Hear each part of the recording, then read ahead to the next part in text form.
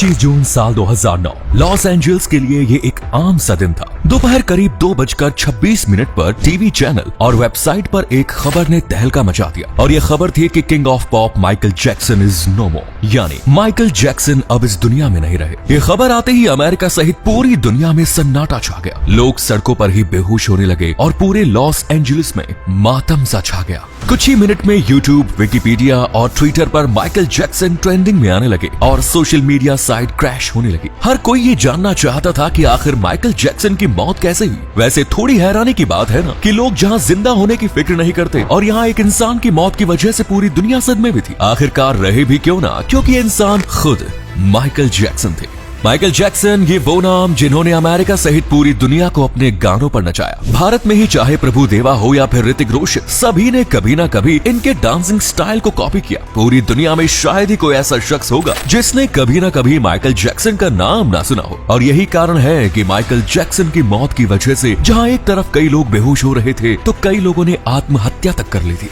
जी हाँ, Michael Jackson की मौत दुनिया के लिए एक शॉकिंग न्यूज थी जिसने पूरी दुनिया को हिला कर रख दिया था। लेकिन अब सवाल था कि जो माइकल जैक्सन 150 साल तक जीने की ख्वाहिश रखते थे, 150 साल जीने के लिए जिन्होंने 12 डॉक्टर रखे, जो रोजाना लैब टेस्टेड खाना खाते थे, उनकी मौत आखिर 50 साल की उम्र में ही कैसे हो गई। तो चलिए जानते हैं माइकल जैक्सन की मौत का वो राज जो दुनिया से छुपाया गया। 29 अगस्त साल 1958 को गैरी, इंडियाना में रहने वाले जोसेफ वॉल्टर के घर में एक बच्चे का जन्म हुआ जिसका नाम था माइकल जैक्सन। जोसेफ वॉल्टर एक रिटायर्ड बॉक्सर थे जो बाद में गिटार बजाने लगे और लोग उन्हें जॉय जैक्सन के नाम से भी जानते थे। माइकल जैक्सन की मां कैथरीन खुद एक पियानो परफॉर्मर थी, तो माइकल जैक्सन के खून में डांस और टैलेंट तो पैदाइशी ही था। माइकल जैक्सन का बचपन अपने 7 भाई बहनों के साथ बेहद गरीबी में गुजरा। उनका पूरा परिवार जैक्सन स्ट्रीट में 2 कमरों के मकान में गुजारा करता था। अपने घर की फाइनेंशियल सिचुएशन को देखते हुए माइकल के फादर ने साल 1964 में जैक्सन ब्रदर नाम का एक बैंड बनाया जिसमें माइकल जैक्सन सहित सभी भाई बहन मिलकर स्ट्रीट परफॉर्मेंस देकर कमाई करते थे। लेकिन इसके बावजूद माइकल के फादर उन्हें कुछ खास पसंद नहीं करते और इसकी वजह थी माइकल जैक्सन की नाक और चेहरे की बनावट। माइकल जैक्सन के फादर बचपन में उनके नाक और उनके चेहरे की बनावट का मजाक उड़ाकर उन्हें पीटते थे और जब भी उनकी परफॉर्मेंस बिगड़ जाती थी तो उनकी बेल्ट से भी पिटाई की जाती थी। अपने पिता के इस रवैये का बेहद ही बुरा असर माइकल के जहन पर पड़ा। साल 1965 में जब माइकल जैक्सन 7 साल के हुए तो तब उनके फादर के ग्रुप का नाम जैक्सन 5 हो गया। इस ग्रुप को अब माइकल जैक्सन लीड कर रहे थे। अपने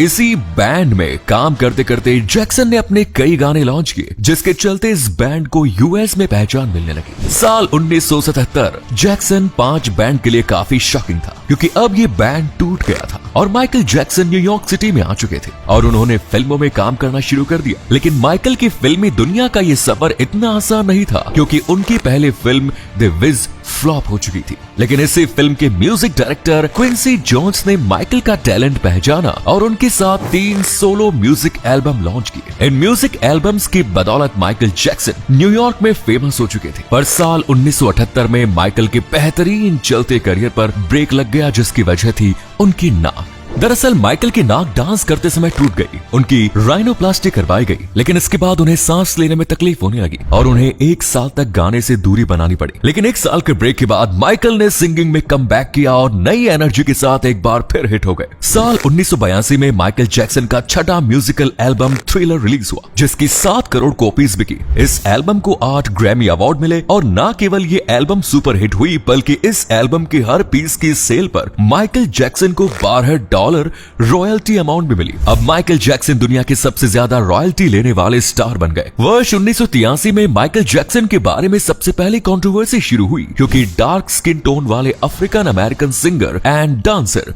माइकल जैक्सन का स्किन टोन फेयर होने लगा जिसका रीजन था सफेद दाग जिन्हें छुपाने के लिए माइकल सफेद मेकअप करते थे। इसी बीच उन्होंने स्किन ब्लीच कराई जिससे वो गोरे हो गए और लोगों ने उन्हें कई तरह की कंट्रोवर्सीज के दायरे में घेर लिया। लोगों का मानना था कि माइकल जैक्सन अपने स्किन और लुक्स को लेकर कॉन्शियस है। अब साल 1984 में माइकल जैक्सन ने पेप्सी का कमर्शियल एडवर्टीजमेंट किया जिस दौरान एक फायर क्रैकर उनके सर पर और शरीर के आसपास के हिस्सों पर फट गया जिसकी वजह से उन्हें 2nd और 3rd डिग्री के स्किन बर्न बर्न हुए और उन्हें कई तरह की प्लास्टिक सर्जरीज का सहारा लेना पड़ा। लेकिन इन सर्जरीज की वजह से खुद को सुंदर बनता देख उन्हें कॉस्मेटिक सर्जरी करवाने की लत लग गई और माइकल ने 2 बार राइनोप्लास्टी और 1 बार चिन की सर्जरी करवाई। साल 1986 में माइकल की हाइपर बैरिक ऑक्सीजन चैम्बर में सोते हुए एक पिक्चर वायरल हुई और तब पता चला कि माइकल अपनी बढ़ती उम्र छुपाने के लिए ऑक्सीजन चैम्बर में सोते हैं। लेकिन माइकल जैक्सन की जिंदगी में अब एक बड़ी कंट्रोवर्सी दस्तक देने वाली थी। अगस्त 1993 में माइकल जैक्सन पर 13 साल के जॉर्डन चैंडलर ने चाइल्ड सेक्सुअल अब्यूज का इल्जाम लगाकर केस दर्ज कर दिया और माइकल की कुछ पर्सनल डिटेल भी शेयर की, जिसने माइकल की इमेज को काफी हार्म किया और इस इंसिडेंट ने माइकल को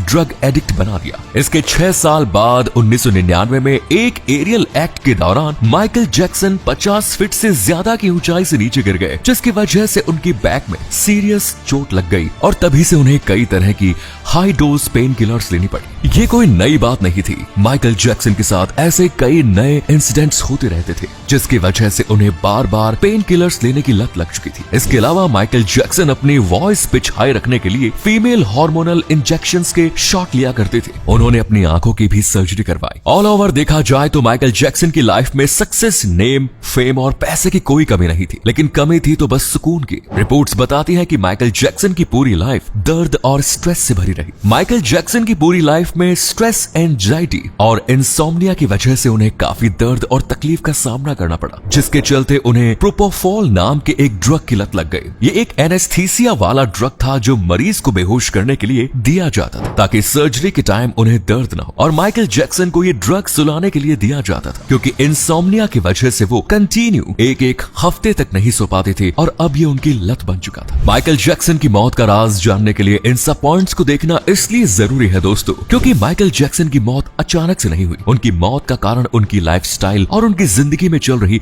बहुत सारी बातें रही जो दिखने में तो नॉर्मल लगती थी, लेकिन एक्चुअल में ऐसा बिल्कुल नहीं था। और आखिर में 2009 वो साल जब माइकल जैक्सन हमेशा के लिए इस दुनिया को छोड़कर चले गए। लेकिन ये साल माइकल का कमबैक ईयर था, क्योंकि इससे पहले 10 सालों तक माइकल जैक्सन ने कोई कॉन्सर्ट नहीं किया। तो इस साल माइकल जैक्सन ने AEG नाम की कंपनी के साथ एक बहुत बड़ा contract this is it sign किया। ये कंपनी माइकल जैक्सन के लिए बहुत बड़ा कॉन्सर्ट ऑर्गेनाइज करने वाली थी। ये कॉन्सर्ट जुलाई में होने वाला था। अब तक माइकल जैक्सन की उम्र 50 साल हो गई थी और इतना बड़ा कॉन्सर्ट और इसकी प्रिपरेशन करना माइकल जैक्सन के लिए कोई आसान काम नहीं था, और वो भी इतने गैप के बाद। इस कॉन्सर्ट की प्रिपरेशन के लिए माइकल जैक्सन को और ज्यादा फुर्तीला और पंक्चुअल होना था, जिसके लिए उन्होंने फिर से प्रोफॉल ड्रग का सहारा लेना शुरू किया। एज कंपनी की तरफ से माइकल जैक्सन को उनकी डिमांड पर एक एक्सपर्ट फिजिशियन डॉक्टर कोनार्ड मरे को हायर किया गया। अब हर रोज रिहर्सल के बाद उनके लॉस एंजलिस वाले घर में माइकल जैक्सन को कुछ ड्रग्स दिए जाते थे, जिनमें से एक प्रोफॉल एनेस्थीसिया भी दिया जाता था, वो भी प्रॉपर मेडिकल इक्विपमेंट के साथ। 25 जून 2009 का दिन भी उनके लिए आम दिनों की तरह ही था, जब माइकल जैक्सन रिहर्सल के बाद अपने रूम में आए और डॉक्टर मरे ने उन्हें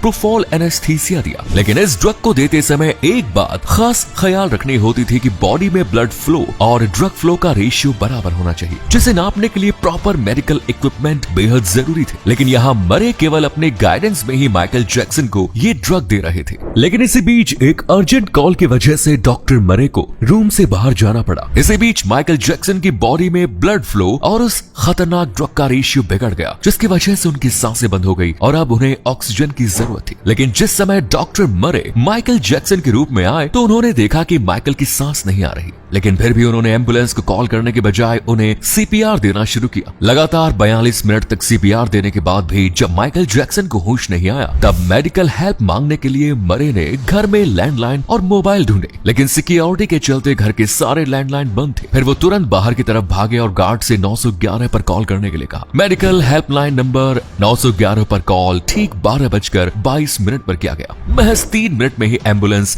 डॉक्टर के साथ पहुंच गई। लेकिन जब डॉक्टर्स पहुंचे तो माइकल सांस लेना बंद कर चुके थे। उन्हें CPR दिया गया, लेकिन इससे कोई फायदा नहीं हुआ। उन्हें तुरंत Ronald Reagan UCLA Medical Center ले जाया गया। करीब 2 घंटे की कोशिश के बाद 2:26 पर खबर आई कि Michael Jackson is no more. Michael Jackson की मौत 25 जून 2009 को दोपहर करीब 12 बजे हो चुकी थी। उनकी मौत प्रोपोफॉल और बेंजोडाइजेपाइन जैसी हैवी दवाइयों की ओवरडोज के चलते हार्ट अटैक आने से हुई। वो 150 साल से ज्यादा जीना चाहते थे, जिसके लिए उन्होंने अपने घर पर ही 12 पर्सनल डॉक्टर्स की एक टीम रखी जो उन्हें दवाइयां और सही डाइट देते थे। माइकल का खाना भी पहले लेबोरेटरी में टेस्ट होता था, फिर वो उसे खाते थे, लेकिन इसी प्रोटेक्शन ने माइकल जैक्सन की जान भी ले ली। जंगल में आग की तरह माइकल जैक्सन की मौत की खबर चारों तरफ फैल गई और इसी सदमे की वजह से 13 लोगों ने आत्महत्या तक कर ली थी। पूरे लॉस एंजलिस में लोग सड़कों पर बेहोश होकर गिरने लगे और पूरे लॉस एंजलिस में मातम छा गया। हालांकि माइकल जैक्सन की मौत के बाद डॉक्टर कॉनराड मरे को लापरवाही की वजह से 4 साल की जेल हुई, लेकिन फिर भी माइकल जैक्सन की मौत से जुड़ी कई कंट्रोवर्सीज चलती रही हैं। माइकल जैक्सन की मौत की सही वजह पता लगाने में पुलिस और डॉक्टर्स को महीनों लग गए। पोस्टमार्टम के लिए माइकल का दिमाग निकालकर उसकी टेस्टिंग की गई, लेकिन 2 महीनों तक कोई नतीजा नहीं निकला। माइकल जैक्सन की मौत के ठीक 39 दिन बाद 3 सितंबर 2009 को माइकल जैक्सन का प्राइवेट फ्यूनरल हुआ,